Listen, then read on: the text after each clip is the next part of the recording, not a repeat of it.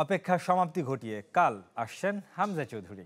London থেকে সরাসরি সিলেট হয়ে চলে যাবেন তার গ্রামের বাড়ি হবিগঞ্জের স্নানঘাট গ্রামে। মহাসড়ক থেকে গ্রাম বাড়ি সব জায়গাতেই উৎসবের আমেজ। ফুটবল ফেডারেশনের নির্বাহী কমিটির কর্মকর্তারাও সেখানে পৌঁছেছেন। হবিগঞ্জ থেকে ফয়জুল ইসলামের রিপোর্ট, ক্যামেরায় ছিলেন ফখরুল হাসান।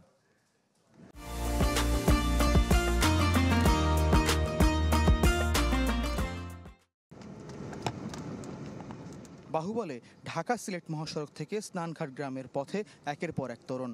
ফুটবল তারকা হামজা চৌধুরীকে বরণে স্থানীয়দের উদ্যোগ। বাড়ির প্রবেশমুখ সেজেছে হামজা আর তার পরিবারের ছবিতে।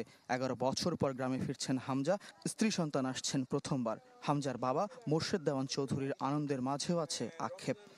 আমার আম্মা কখনো আমাকে একটু যোগ করে বলতেন, তোর ছেলের বউ কি চা বানাইতে পারে? আমি যে পারে আম্মা, আমাকে চা বানিয়ে খাওয়াবে?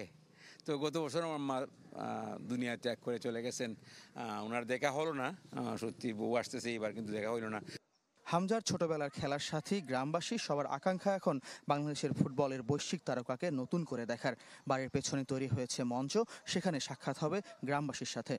অনেক ছোটবেলার অনেক চাইল্ডহুড অনেক মেমোরিজ আছে তার সাথে। সে যখন দেশে আসতো, দেশে আসার পর মোস্ট অফ দ্য টাইম আমি আমার কাজিনস যারা আছি আমরা এখানে, so most of the time আমাদের সাথেই টাইম স্পেন্ড করতো।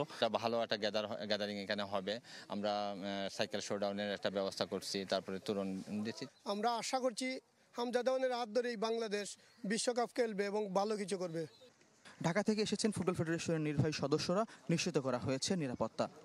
ওনার সাথে সার্বক্ষণিক নিরাপত্তার ব্যাপারে পুলিশের 6 জন পুলিশ এনে রেখে দিবেন এবং ইনশাআল্লাহ তারা হয়তো সার্বক্ষণিকই থাকবে। হামজা আসার পর সার্বক্ষণিক থাকবে এবং তারপরের দিন যাওয়ার আগ পর্যন্ত, এয়ারপোর্ট পর্যন্ত তারা ওনাদেরকে পৌঁছে দিবে।